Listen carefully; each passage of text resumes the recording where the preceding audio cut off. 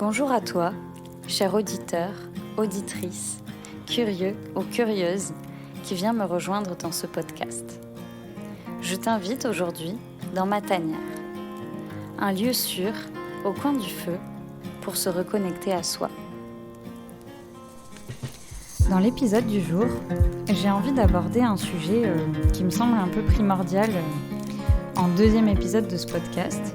Donc pour rappel, ce podcast, c'est un podcast de témoignages, de confidences au coin du feu qui va aborder des sujets surtout autour des émotions, un peu philosophiques, autour de témoignages de vie. Donc d'abord les miens et ensuite avec d'autres invités au coin du feu qui voudront me rejoindre et partager leurs ressentis et expériences sur ces sujets-là. Mais du coup, sachant que je vais beaucoup témoigner et vous parler de moi, il me semblait primordial de déjà me prêter à l'exercice de la présentation personnelle et donc de me présenter à vous. Et je trouve que ça introduit un sujet qui est très intéressant parce qu'à chaque fois qu'on me demande de me présenter, ça fait vraiment appel à la question « Qui suis-je » ? C'est quoi mon identité ? Et donc finalement, cet épisode de podcast va aussi traiter de l'identité et qui l'on est, comment on se définit. Et je trouve que c'est vraiment une question très compliquée et qui peut vraiment donner le vertige. Parce que quand on nous demande de nous présenter, on se dit « Ah ouais, mais en une petite présentation, ce ne sera jamais assez exhaustif. » Alors, je dois avouer que moi, particulièrement, j'accorde beaucoup d'importance à être assez juste dans les propos que je délivre. Alors, juste, tout est relatif, mais en tout cas, j'essaye de donner des explications assez fiables ou en tout cas assez fidèles. Et je trouve que quand on me dit de me présenter, je me dis mais comment ça va être assez fidèle ? Parce que je dois faire ça en moins d'une minute et j'arriverai jamais à résumer toute la complexité de qui je suis en tant qu'être humain et en tant que, encore plus, ma singularité en tant que Camille Davy. Et je trouve que c'est vraiment un exercice compliqué et donc j'avais déjà envie, avant de me prêter à l'exercice de la présentation et avant de me présenter à vous et de présenter pourquoi, d'où vient cette idée de podcast, d'où vient le nom Confidence au coin du feu, d'où vient l'idée de ce format, parce que je pense que c'est important de vous le présenter en amont, en deuxième épisode de ce podcast. Avant tout ça, j'avais envie qu'on s'interroge un petit peu sur ce que c'est l'identité et quelles valeurs finalement ont les présentations qu'on peut faire, les présentations de soi qu'on peut faire publiquement, d'où elles viennent, comment on s'y connecte, comment on est exhaustif. Et je trouve que c'est des bonnes choses à se poser comme question et à déconstruire un petit peu parce qu'on y est tous confrontés un peu tous les jours finalement quand on rencontre des gens, dans des situations professionnelles, même dans des situations personnelles. Enfin, voilà, c'est vraiment quelque chose auquel on est tout le temps confronté, de se présenter à l'autre. Et donc, cette identité, elle se base sur quoi ? Déjà, moi, je me dis, on a une carte d'identité, tous, un passeport. Donc, est-ce que c'est défini par le pays dans lequel je vis, la culture dans laquelle j'ai grandi, mes traits physiques, mes origines, mes études, ma profession, le milieu social dans lequel j'ai grandi, ma façon de m'habiller. Donc, tout ça, ça fait partie des choses qui me définissent, mais qu'est-ce qui est le plus intéressant ? Est-ce que mes émotions, elles ont une place là-dedans ? Est-ce que mes traits de personnalité, mon caractère, sachant qu'il y a des choses qui changent moins au long de ma vie, à quel point c'est exhaustif et à quel point soi-même, on sait vraiment quelle est notre propre identité. C'est quelque chose que je trouve assez flou finalement quand on essaye de se représenter déjà à soi-même. C'est difficile d'avoir juste une image. Alors une photo, c'est facile parce qu'on va dire « Ah oui, ça c'est moi ». Mais en fait, si on prend une photo à des moments différents, on prend 10 photos en une minute, les 10 photos seront différentes. Donc en fait, c'est quelle facette de nous qui est la vraie ? C'est laquelle qui est la plus exhaustive ou la plus représentative ? Elle est finalement là, la grande question. C'est qu'en fait, on est des êtres qui sont constamment en mouvement, constamment en évolution. Et peut-être qu'il n'y a pas une seule manière de nous définir et qu'on bouge tellement à chaque moment de notre vie que peut-être que l'identité, il faut accepter que c'est quelque chose de flou et c'est quelque chose qui ne soit pas clairement défini de manière absolue, mais plutôt qui est assez relatif et qui dépend d'une perception. Et parlant de perception, finalement, en philosophie, comment on se représente l'identité, on dit souvent que c'est une représentation du moi qui est induit par notre capacité à se représenter nous-mêmes. Donc notre capacité à construire une représentation de nous. Comme on pourrait se voir sur une photo, on est capable de concevoir dans notre esprit qu'on vient de tel endroit, qu'on a grandi à tel endroit, qu'on a grandi dans telle culture, qu'on a tel style, qu'on fait telle profession, qu'on est grand ou petit, qu'on est ambitieux, qu'on a tel trait de personnalité. Enfin, voilà. On est capable de se représenter une image de soi à partir de plein d'étiquettes qu'on va se mettre, des étiquettes et des casquettes qu'on va se coller dessus. Mais alors, est-ce que ces étiquettes et ces casquettes, elles sont vraiment fiables ?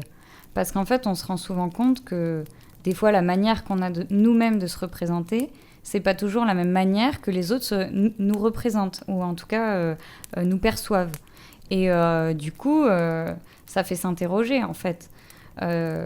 Qui l'on est, et cette identité est tellement complexe qu'en fait, elle a plein de manières d'être interprétée et perçue. Donc, est-ce que notre identité, c'est quelque chose de figé et c'est quelque chose de vrai ? Au-delà même du mouvement, est-ce qu'on peut vraiment la définir ? Je ne suis pas sûre. Finalement, on se rend compte qu'elle ne vient que de notre perception et de notre capacité à se représenter nous-mêmes selon notre prisme, selon notre vue de la réalité, selon notre manière d'appréhender les choses et donc dans notre esprit. Donc cette idée, elle prend vie, cette identité prend vie dans notre esprit, dans notre mental, dans notre conscience. Et ça, je trouve que c'est une idée c'est quelque chose qui est très important parce que à partir du moment où on en prend conscience et qu'on le laisse à la conscience dans nos quotidiens, on se rend compte qu'en fait, on peut peut-être même se détacher un peu de cette identité et se dire que elle est très relative parce qu'il n'y a pas de vérité absolue. Il n'y a pas un absolu, il n'y a pas une vérité, vu que la manière dont on se perçoit va changer déjà selon la temporalité. Comment je me perçois aujourd'hui ne sera pas la même façon de me percevoir dans 2 ans, ni même la semaine prochaine, ni même peut-être dans 2 heures. Donc voilà, c'est assez relatif.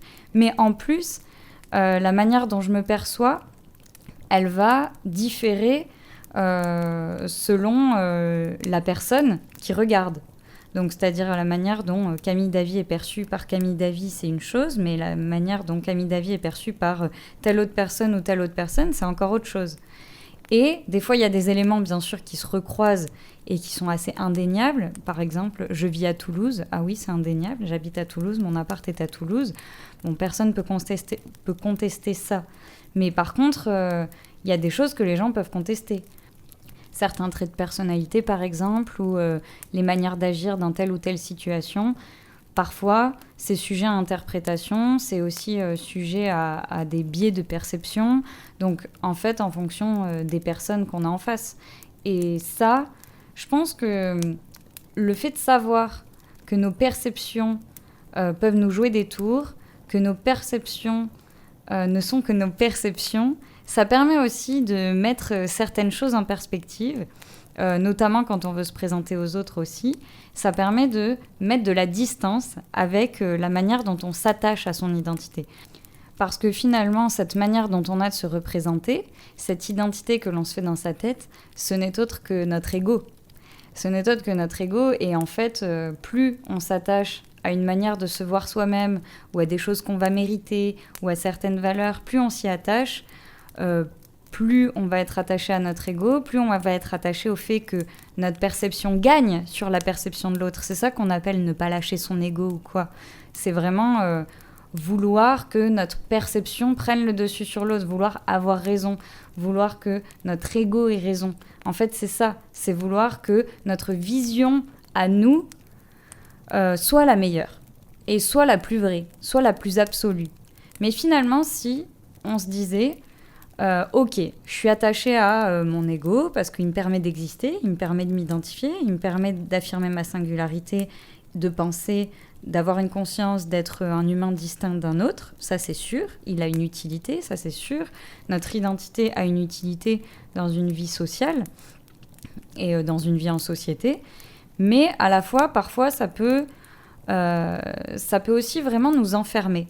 Ça peut nous enfermer de différentes manières dans les relations avec les autres, déjà, quand justement on veut prendre le dessus sur l'autre, plutôt que de créer une zone de rencontre des deux identités, des deux perceptions respectives, parce qu'en fait, notamment en couple ou en famille ou en amitié, enfin dans les relations où on est proche, des fois pourquoi il y a des conflits, pourquoi ça nous tient vraiment à cœur, c'est parce qu'on se sent incompris par l'autre, parce que l'autre n'arrive pas à rencontrer notre perception et on n'arrive pas à rencontrer celle de l'autre. Des fois on dit « Ah mais on parle deux langues différentes, c'est horrible, on ne se comprend pas ». Mais en fait c'est ça, c'est que l'un et l'autre veulent avoir raison et il n'y a nulle part où on trouve un terrain neutre au milieu où poser chacun sa perception et que les deux aient le droit d'exister et qu'il n'y a personne qui ait raison ou tort, mais juste que accepter qu'on a des biais individuels, chacun on a des biais de perception, notre conscience elle a des biais, notre manière de nous représenter est biaisée et du coup chacun va avoir sa propre réalité. Et c'est ça qui fait grandir aussi, c'est de faire se rencontrer les différentes réalités, les différentes perceptions pour faire grandir la sienne, pour faire grandir son univers et sa manière de percevoir le monde et percevoir l'autre et rentrer en relation avec le monde, rentrer en relation avec l'autre. Mais là aussi où l'identité et cet ego peut nous jouer des tours, c'est je trouve, sur ces étiquettes qu'on se met, parce que c'est bien d'avoir des étiquettes et de se dire, moi je suis ça, ça peut donner confiance et tout, mais des fois ça peut aussi beaucoup enfermer. Parce que quand par exemple dans notre famille, on nous a posé des étiquettes dessus, ou dans notre entourage, ou dans un milieu professionnel, on nous pose des étiquettes dessus, mais que ces étiquettes, on les aime pas forcément, mais qu'on se dit, ah ouais, oui en fait je suis timide, je suis timide, et on va se cacher derrière ça, et on va se conforter dans ça, et en fait on va s'enfermer soi-même dans une étiquette, et on s'enlève un certain pouvoir et une certaine responsabilité. Et donc parfois, s'attacher trop fort à certaines de nos étiquettes peut aussi être quelque chose qui nous joue des tours et nous fait du mal et nous enferme dans nos vies. Et c'est pour ça que je pense que c'est important de savoir mettre des mots et de faire cet exercice de se représenter. C'est quoi, moi, mon identité ? À quoi je m'identifie dans ma vie ? Sur quoi à quoi je suis attachée, à quoi je suis pas attachée, qu'est-ce que je crois de moi profondément. On oublie des fois de se poser la question de ce qu'on croit de nous, de pourquoi on bloque dans les choses de nos vies. C'est souvent aussi parce qu'on a des croyances sur nous-mêmes, parce qu'on s'est attaché à des images, on s'est attaché à des identités. C'est comme quand on se voit sur des photos et que l'image que ça nous renvoie nous met mal à l'aise. Il y a certains profils qu'on préfère que d'autres et tout. Mais finalement, on est tout ça à la fois. On a notre profil droit et notre profil gauche. Alors, il y en a peut-être un qui nous plaît plus que d'autres. Il y a peut-être quelque chose qui nous plaît plus que d'autres. Mais en fait, on est tout ça à la fois. On est les choses qu'on aime, celles qu'on n'aime pas. On est notre onde, notre lumière. On est nos qualités, nos défauts. Et des fois, l'un et l'autre peuvent s'inverser d'ailleurs. Et c'est ça qui est beau aussi. Mais c'est aussi de se redonner l'autorisation de des fois changer son identité aussi. Se dire que peut-être là, on s'est mis une étiquette. Aujourd'hui, on a cette étiquette, mais demain, on aimerait avoir plutôt cette étiquette. On aimerait plutôt avancer vers ça. Je pense que c'est possible de cheminer.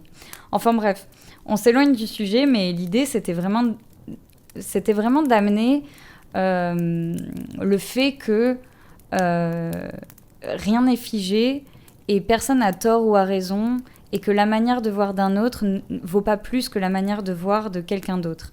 Chacun a son histoire, chacun a son identité, chacun a sa perception, chacun a ses biais. Et en fait, c'est un peu ce que je veux amener dans ce podcast en amenant des perspectives différentes.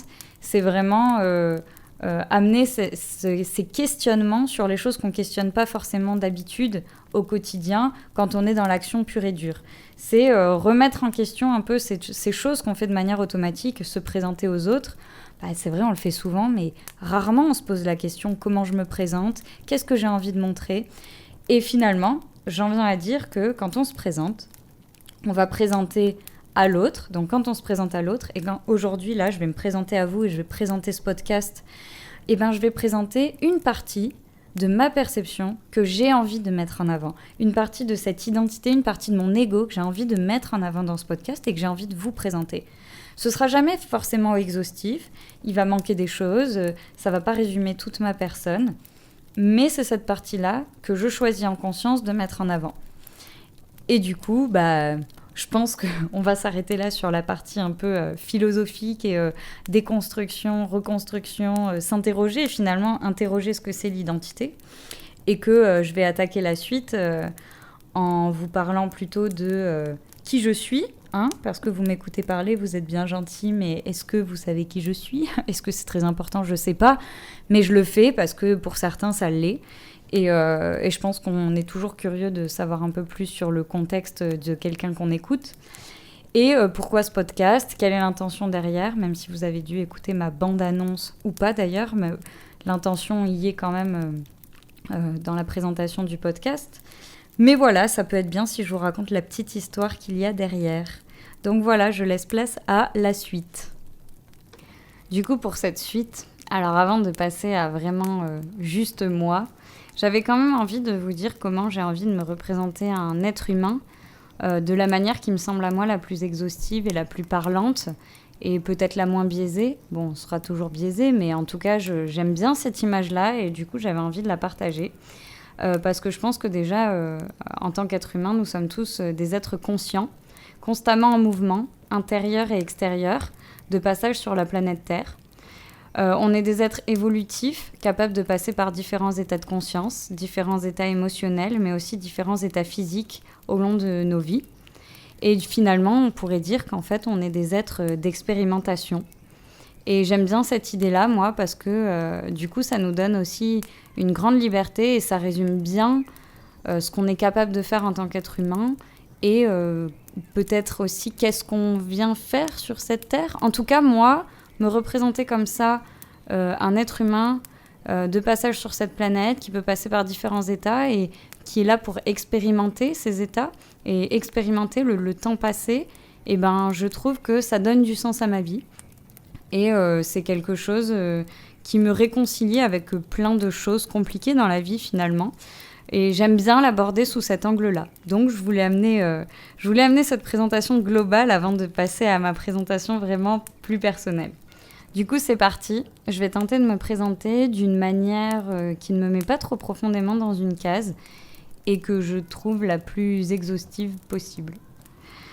Donc pour ça, je pourrais dire que je suis une humaine, multicasquette et donc multi-étiquette. Ce que j'aime dans les mots multicasquette et multi-étiquette, c'est que des casquettes et des étiquettes, ça s'enlève, ça se remet, ça se change. Et donc c'est pas figé et ça n'enferme pas. Donc j'aime, vis-à-vis de moi-même, me représenter comme ça parce que ça me donne une grande liberté intérieure de changer de casquette et finalement d'incarner plusieurs parties de ma personnalité selon les moments et selon la casquette dont j'ai besoin aujourd'hui. Donc finalement, je suis une humaine française, entrepreneur, multicasquette, et qui a une grande soif d'expérimenter la vie avec ses différentes saveurs et de partager ça avec les autres pour cheminer et grandir ensemble. Vous le voyez peut-être par l'idée de faire ce podcast. Je suis une grande curieuse et j'ai vraiment une très grande soif de découverte et d'expérimentation. J'ai des idées plein la tête qui fusent et parfois du coup je me perds aussi dedans. À moitié une fille d'action, mais aussi une fille qui aime le temps long, la contemplation. Ça, c'est mes petits kiffs du quotidien. C'est ce qui me permet de me reconnecter. Au niveau de mes étiquettes professionnelles, j'en ai plusieurs. Et peut-être que j'en aurai encore d'autres nouvelles par la suite. Mais je suis auto-entrepreneur dans la communication. Et donc j'accompagne des entreprises dans l'élaboration d'une stratégie de communication qui leur ressemble, qui est alignée avec leurs valeurs et leurs raisons d'être.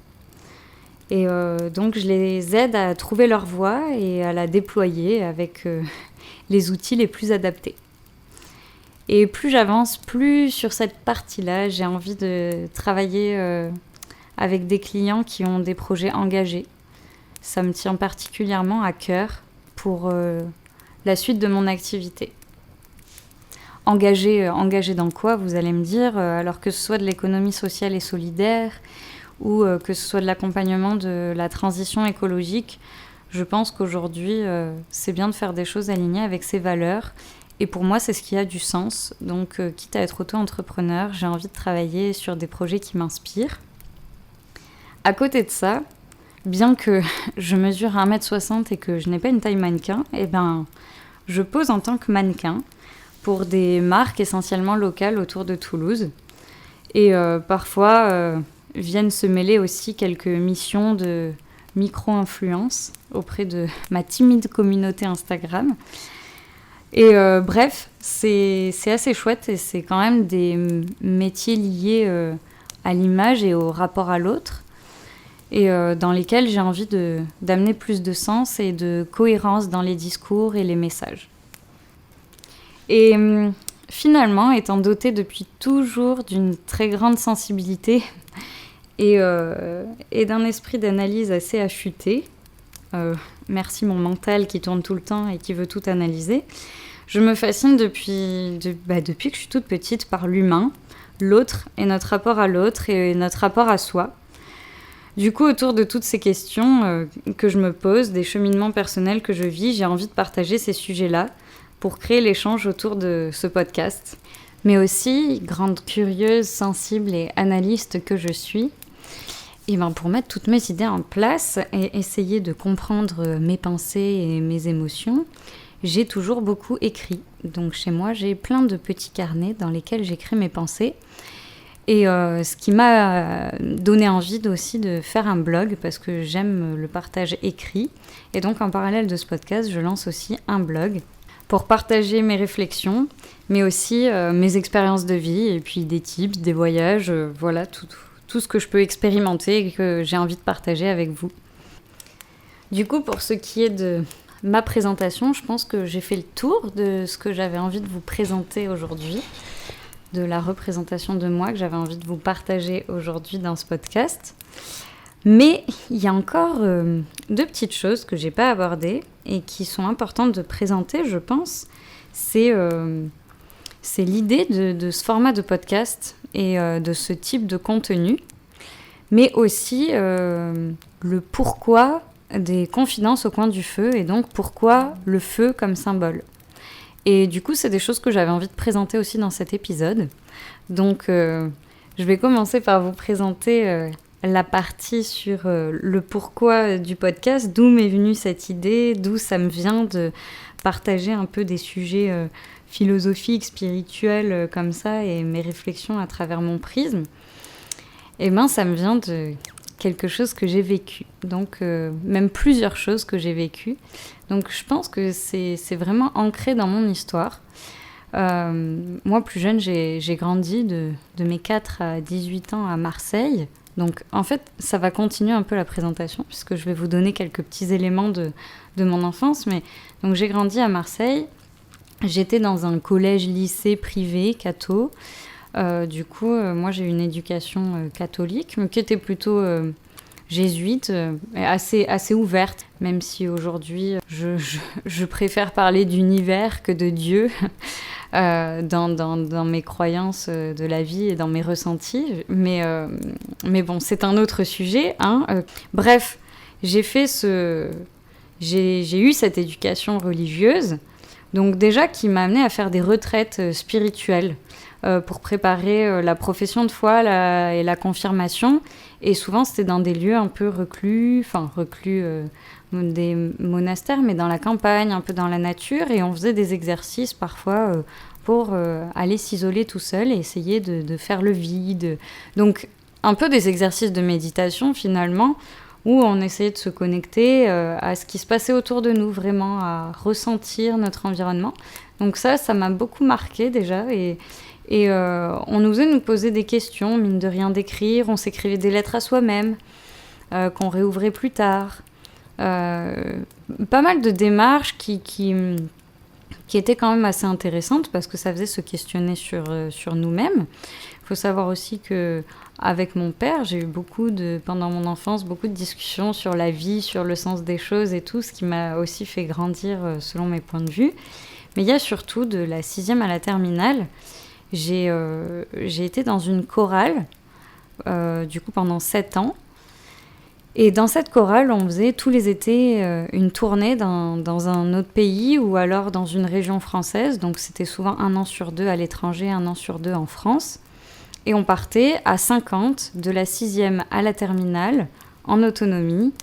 On était accompagnés par des anciens choristes et notre chef de chœur, mais sinon, on gérait toute la logistique en autonomie. À savoir qu'il y avait des équipes de la 6e à la seconde, avec les secondes qui étaient chefs d'équipe, et ensuite des chefs de service qui avaient un service attitré, un première, un seconde par service, et les équipes tournaient dans les différents services.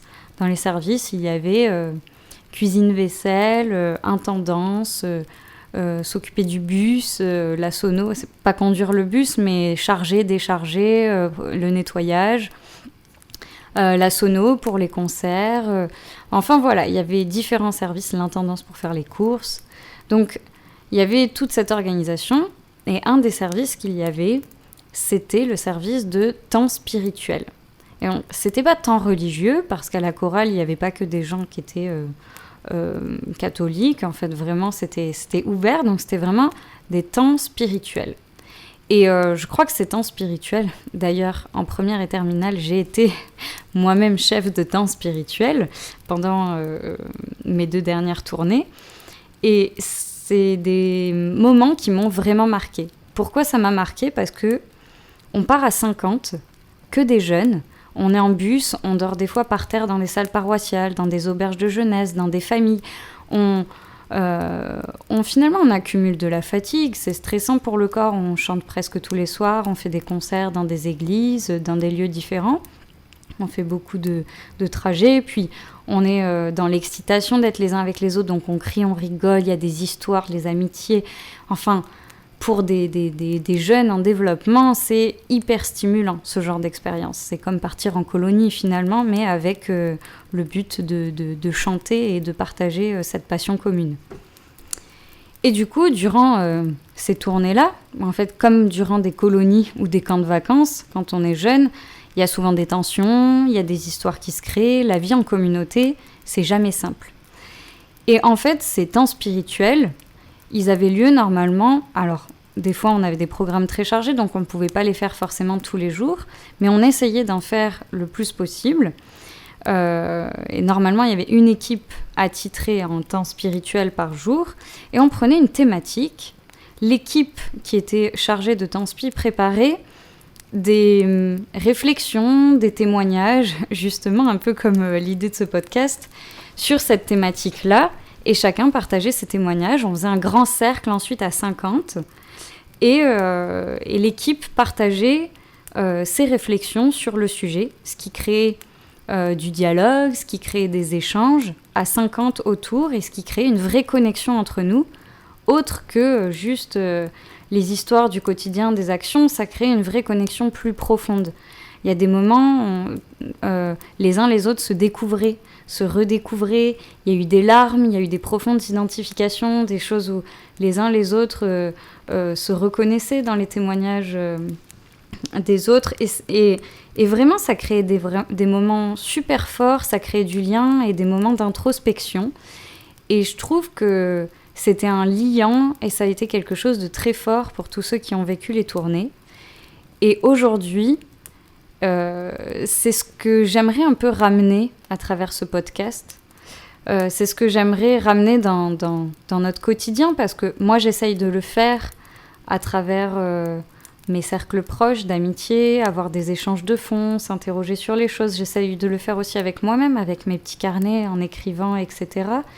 Mais je trouve que ça manque de temps comme ça dans nos vies pour se connecter à ce qu'on ressent, mais aussi se connecter à ce que les autres ressentent, pourquoi on le ressent, à essayer vraiment de vivre un peu d'introspection. Et je pense que ça aide à se comprendre les uns les autres, ça aide à mieux vivre ensemble, ça aide à justement se détacher un peu plus de son ego pour être un peu plus dans l'échange et la compréhension et l'acceptation des différences. Et voilà, je pense que ça m'est venu de là et que c'est quelque chose qui m'a manqué pendant de nombreuses années. Et aujourd'hui, en lançant ce podcast, j'ai l'impression de faire un petit peu hommage à mon chef de chœur qui nous a tant apporté avec cette chorale, à tous les anciens choristes, mais aussi à tous les gens qui seront touchés d'écouter ces podcasts et qui comprendront mon intention.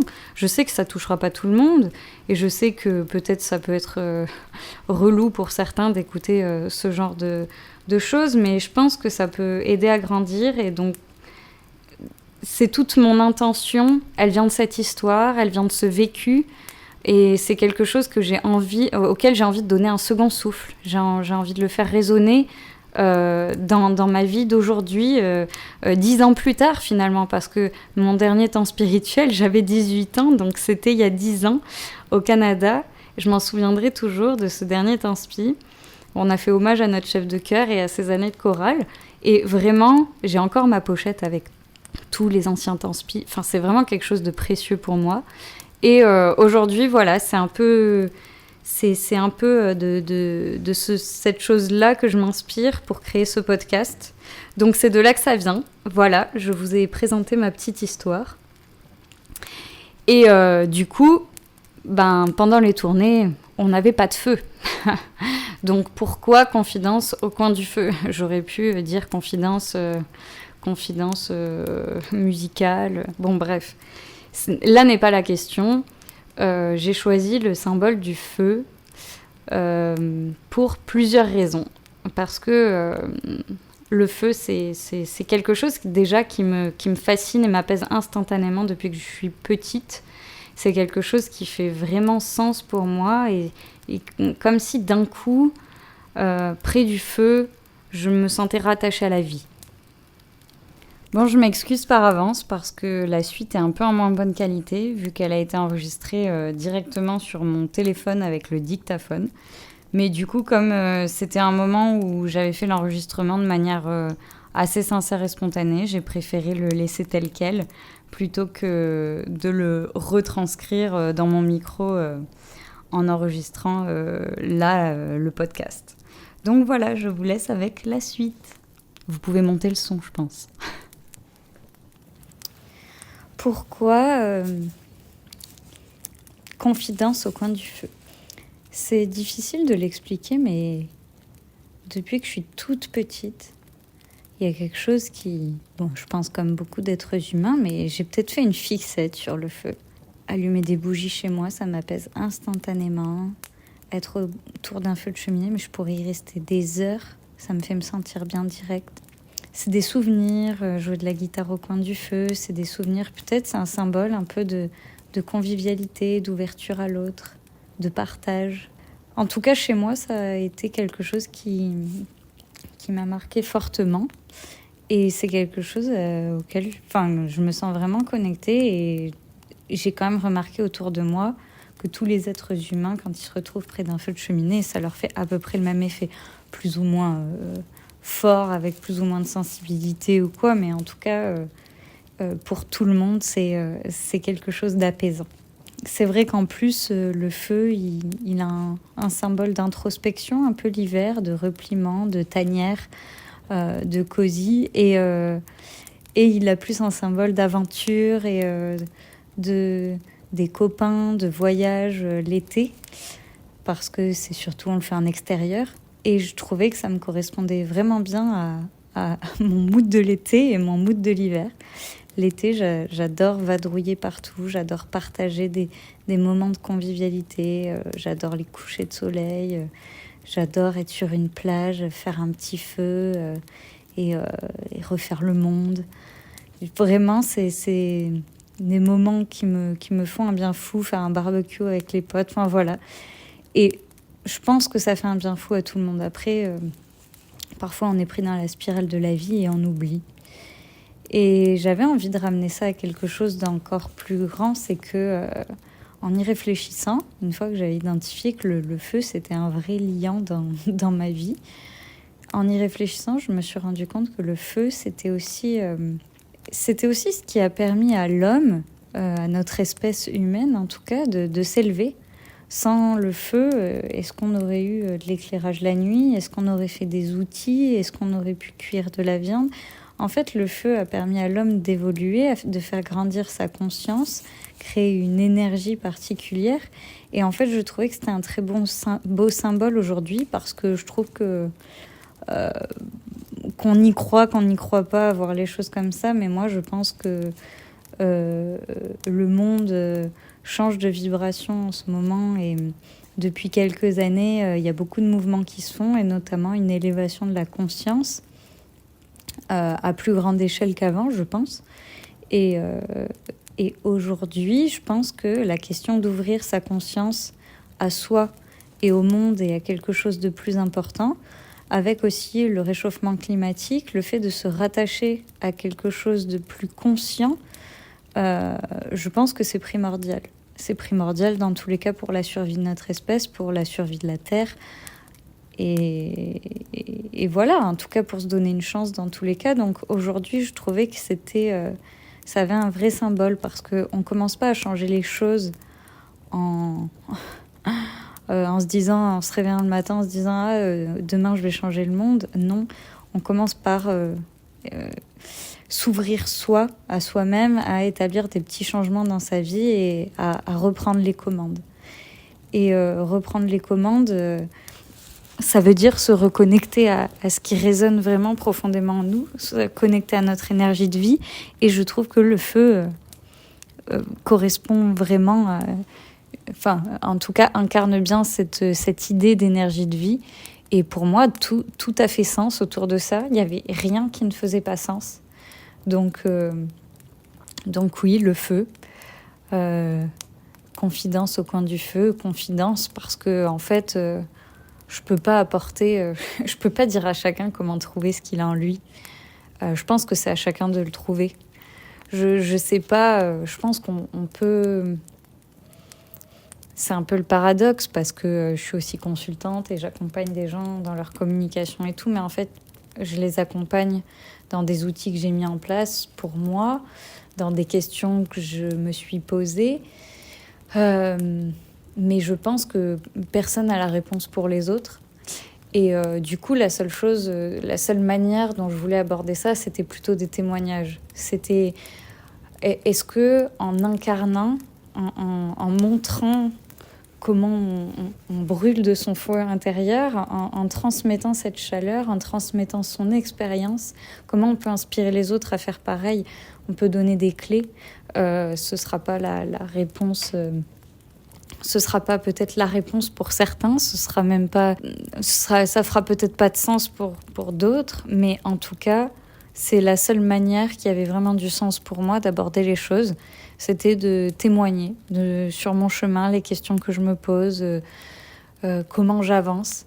Et c'est une manière aussi de me réapproprier mon histoire et de reprendre les rênes, c'est-à-dire d'oser m'affirmer et oser incarner ce que je suis et ce que je ressens et arrêter de le garder pour moi dans mes petits carnets, dans mes notes vocales de mon téléphone, dans des vidéos que je publie jamais parce que j'ai pas le courage de le faire ou parce que j'attends qu'il y ait un fil conducteur assez bien par perfectionnisme.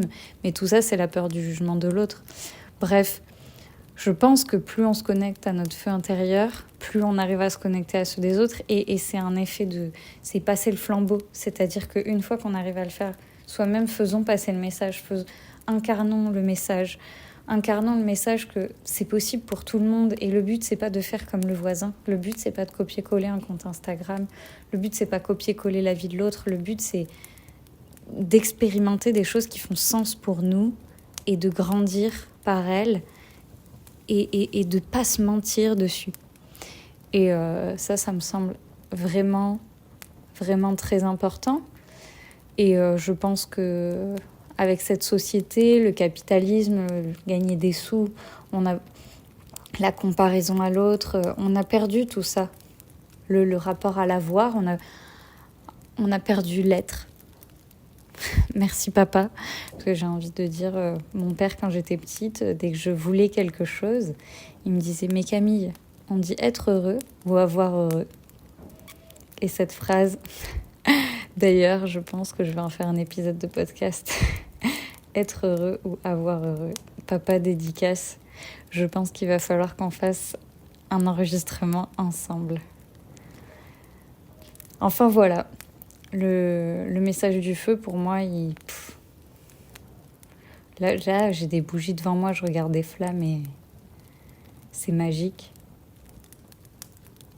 En fait, je trouve que le feu il représente à la fois la vie parce que c'est une lumière qu'on voit, donc la conscience, et à la fois il représente tellement un mystère qui est pas palpable, ça chauffe, ça.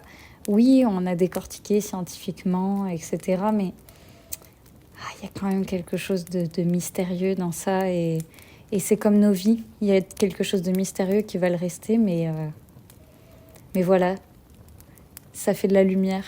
Allumer la petite flamme fait de la lumière. Donc, si on allume la flamme en soi, ça fait de la lumière sur sa vie, sur le pourquoi on fait les choses. Ça donne du sens.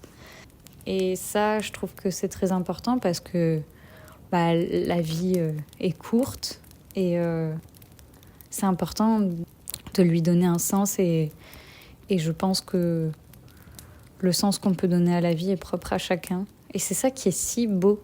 Moi, je ne cesse de m'émerveiller de la vie, c'est incroyable.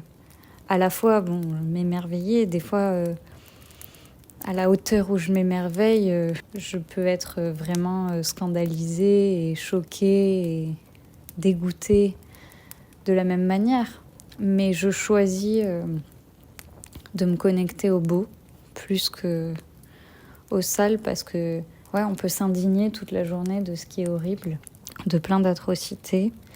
On peut s'indigner, mais en fait, la seule chose qui peut faire une différence, c'est en prônant le beau, c'est en l'incarnant, c'est en le transmettant. C'est la seule chose qui fera la différence. Voilà. Allumons un grand feu tous ensemble. Mettons plus de conscience et d'amour dans nos vies. Bon, et sur ces douces paroles, j'ai envie de vous dire merci si vous avez écouté le podcast jusqu'ici parce que cet épisode était long.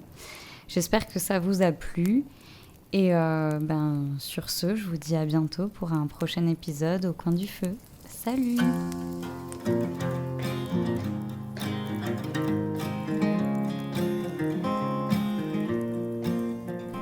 Et n'oublie pas, si cet épisode t'a plu, le meilleur moyen de me soutenir, c'est de venir t'abonner sur la plateforme de ton choix, mais aussi, si le cœur t'indique, de me laisser une petite note.